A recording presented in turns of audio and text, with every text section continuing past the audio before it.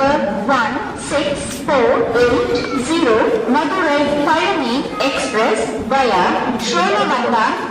Hello friends, 2024 September 19 നമ്മുടെ ഈ YouTube channel തുടങ്ങി 4 വർഷമായി. വീഡിയോ കാണുകയും ലൈക്കും കമൻറ്റും ചെയ്തും ഫേസ്ബുക്കിലൂടെയും വാട്സപ്പിലൂടെയും നേരിട്ടും വീഡിയോയെക്കുറിച്ചുള്ള അഭിപ്രായം അറിയിച്ചും എന്നെ സപ്പോർട്ട് ചെയ്ത എൻ്റെ എല്ലാ കൂട്ടുകാർക്കും വളരെയേറെ നന്ദി. ഞാനും എൻ്റെ വീട്ടിനടുത്തുള്ള കൂട്ടുകാരായ ആകാശ്, ലിജിത്ത്, പിന്നെ സന്തോഷ്, അങ്ങനെ ഞങ്ങൾ 4 പേരും കൂടി 2024 സെപ്റ്റംബർ 19 ഒരു വീഡിയോ പോസ്റ്റ് ചെയ്യുവാനായി 18 പഴനിയിലേക്ക് പോകുന്ന കാഴ്ചയാണ് ഈ വീഡിയോയിൽ. വീഡിയോ മുഴുവനായി കാണുകയും ലൈക്കും നിങ്ങളുടെ അഭിപ്രായം കമൻറ്റായി രേഖപ്പെടുത്തുകയും ഞങ്ങളെ സപ്പോർട്ട് ചെയ്യുമെന്ന് പ്രതീക്ഷിച്ചുകൊണ്ട് വീഡിയോ ആരംഭിക്കുകയാണ്. ഞങ്ങൾ പൊള്ളാച്ചിയിൽ നിന്നും ട്രെയിനിലാണ് പഴനിയിലേക്ക് പോകാൻ തീരുമാനിച്ചത്. പൊള്ളാച്ചി റെയിൽവേ സ്റ്റേഷനിൽ നിന്നും പഴനി റെയിൽവേ സ്റ്റേഷനിലേക്ക് 63 കിലോമീറ്റർ ദൂരമുണ്ട്. അവിടെ നിന്ന് പഴനി അടിവാരത്തിലേക്ക് 2 കിലോമീറ്ററിലധികം ദൂരവുമുണ്ട്. തമിഴ്നാട്ടിലെ ദിണ്ടിക്കൽ ജില്ലയിലെ ഒരു പട്ടണവും മുനിസിപ്പാലിറ്റിയുമാണ് പഴനി. ദിണ്ടിക്കൽ പട്ടണത്തിൽ നിന്നും 60 കിലോമീറ്റർ ദൂരമുണ്ട് പഴനിയിലേക്ക്. ആദ്യകാലത്ത് മധുര ജില്ലയുടെ ഭാഗമായിരുന്നു പഴനി. 1985 സെപ്റ്റംബർ 15 പഴനി ദിണ്ടിക്കൽ ജില്ലയുടെ ഭാഗമായി മാറിയത്.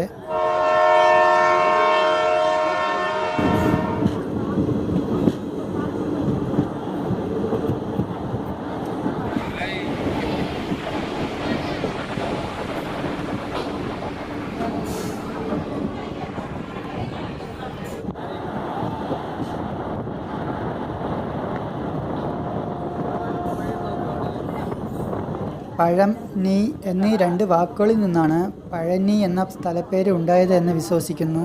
പഴനി മുരുകക്ഷേത്രത്തിൽ അഹിന്ദുക്കൾക്ക് പ്രവേശനം അനുവദിക്കരുത് എന്ന് മദ്രാസ് ഹൈക്കോടതി ഉത്തരവിറക്കി. പഴനി ക്ഷേത്രത്തിലും ഉപക്ഷേത്രങ്ങളിലും അഹിന്ദുക്കളെ പ്രവേശിക്കരുതെന്ന് തമിഴ്നാട് സർക്കാരിനും തമിഴ്നാട് ഹിന്ദുമത ചാരിറ്റബിൾസിനും മദ്രാസ് ഹൈക്കോടതി നിർദ്ദേശം നൽകി.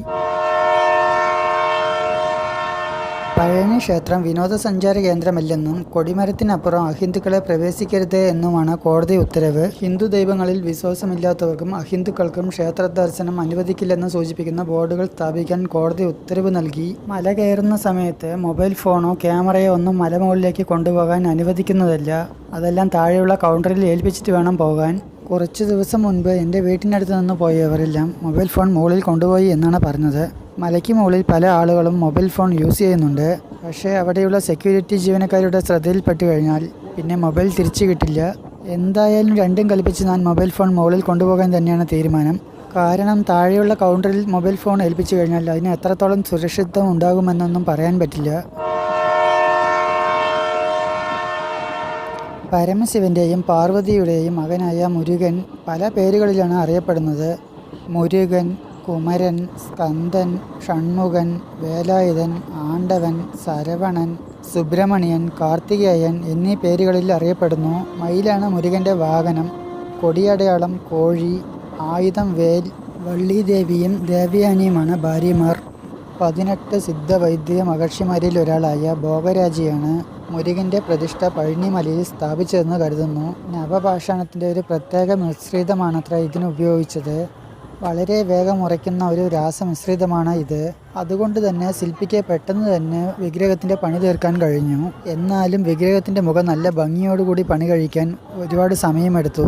അതുകൊണ്ട് തന്നെ വിഗ്രഹത്തിൻ്റെ മറ്റ് ഭാഗങ്ങൾ മുഖത്തെ പോലെ വളരെ മനോഹരമാക്കാൻ ശില്പിക്ക് സാധിച്ചില്ല.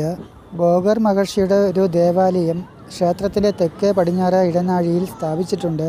ഭോഗർ മഹർഷിയുടെ സമാധി സ്ഥലമായി ഇത് കണക്കാക്കപ്പെടുന്നു. മലയുടെ അകത്തുള്ള ഒരു ഗുഹയുമായി ഈ ഭോഗർ മഹർഷിയുടെ ദേവാലയം ബന്ധിപ്പിച്ചിരിക്കുന്നു. ഇവിടെയാണ് ഇദ്ദേഹം ധ്യാനത്തിലിരുന്നതെന്നാണ് വിശ്വസിക്കുന്നത്. ക്ഷേത്രവുമായി ബന്ധപ്പെട്ട മറ്റൊരു ഐതിഹ്യം ചേരമാൻ പെരുമാളുമായി ബന്ധപ്പെട്ടതാണ്. ക്ഷേത്ര നിർമ്മാണത്തിന് ശേഷം പിന്നീട് ആരും ഇത് ശ്രദ്ധിക്കാതെ പോയി. 2-ാം നൂറ്റാണ്ടിനും 5-ാം നൂറ്റാണ്ടിനുമിടയിൽ ഈ പ്രദേശം ഭരിച്ചിരുന്ന ചേരമൻ പെരുമാൾ തൻ്റെ പതിവ് നായാട്ടുമായി ബന്ധപ്പെട്ട് പഴനിമലയുടെ ഭാഗത്ത് വന്നു ചേർന്നു. ക്ഷീണം കൊണ്ട് ഉറങ്ങിപ്പോയ രാജാവിൻ്റെ സ്വപ്നത്തിൽ സുബ്രഹ്മണ്യ സ്വാമി പ്രത്യക്ഷപ്പെട്ടു. തൻ്റെ വിഗ്രഹം കണ്ടെടുത്ത് അത് പഴയ രീതിയിൽ സ്ഥാപിക്കാൻ സ്വാമി രാജാവിനോട് ആജ്ഞാപിച്ചു. ഉറക്കത്തിൽ നിന്ന് ഉണർന്ന രാജാവ് അതിനടുത്ത് വിഗ്രഹത്തിന് വേണ്ടി തിരച്ചിൽ നടത്തുകയും ചെയ്തു. മറഞ്ഞു കിടന്നിരുന്ന സുബ്രഹ്മണ്യ സ്വാമിയുടെ വിഗ്രഹം കണ്ടെടുക്കുകയും ചെയ്തു. നേരത്തെ ഉണ്ടായിരുന്ന പഴയ സ്ഥലത്ത് തന്നെ സ്ഥാപിക്കുകയും ചെയ്തു. അതിനുശേഷം ആരാധന മുതലായവ തുടങ്ങുകയും ചെയ്തു. ഇന്നും കേരളത്തെ നോക്കി സംരക്ഷിച്ചു കൊണ്ടിരിക്കുന്ന ഭാവത്തിൽ നിൽക്കുന്ന പ്രതിഷ്ഠയെ കാണാനാകും. അതിനാൽ തന്നെ ഭഗവാന് മലയാളികളോട് പ്രത്യേക വാത്സല്യം ഉള്ളതായി പറയപ്പെടുന്നു. ക്ഷേത്രത്തിലെ ഒരു ചുറ്റുമതിലിലെ ഒരു സ്തൂപത്തിൽ ഈ കഥ കൊത്തിവെച്ചിട്ടുണ്ട്. പഴനിമല മുരുകൻ്റെ വിഗ്രഹം 9 രാസവസ്തുക്കളുടെ മിശ്രിതം കൊണ്ടാണ് ഉറപ്പിച്ചിരിക്കുന്നത്.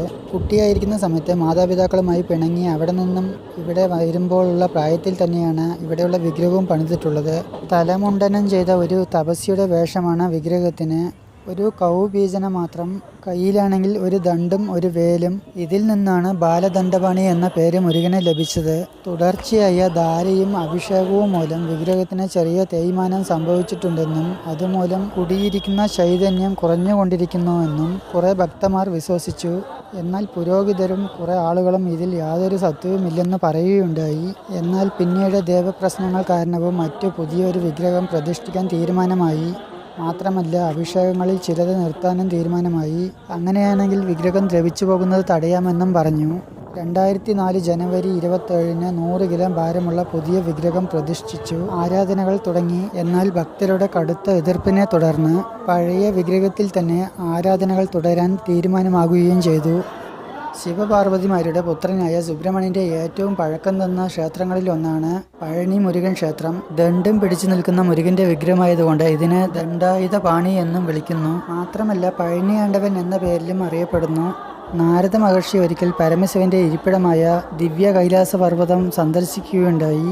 ആ അവസരത്തിൽ നാരദൻ പരമശിവന് ജ്ഞാനപ്പഴം നൽകി. ഇത് വിജ്ഞാനത്തിന് വേണ്ടിയുള്ള അമൃതമായാണ് കണക്കാക്കപ്പെടുന്നത്. പരമശിവൻ തൻ്റെ പുത്രന്മാരായ ഗണപതിക്കും മുരുകനും തുല്യമായി നൽകാൻ വേണ്ടി അദ്ദേഹം പഴം മുറിക്കാൻ പോയപ്പോൾ പഴത്തിൻ്റെ അമൂല്യ ശക്തി നഷ്ടപ്പെട്ടു പോകുമെന്ന് പറഞ്ഞ് നാരദ മഹർഷി അത് തടഞ്ഞു.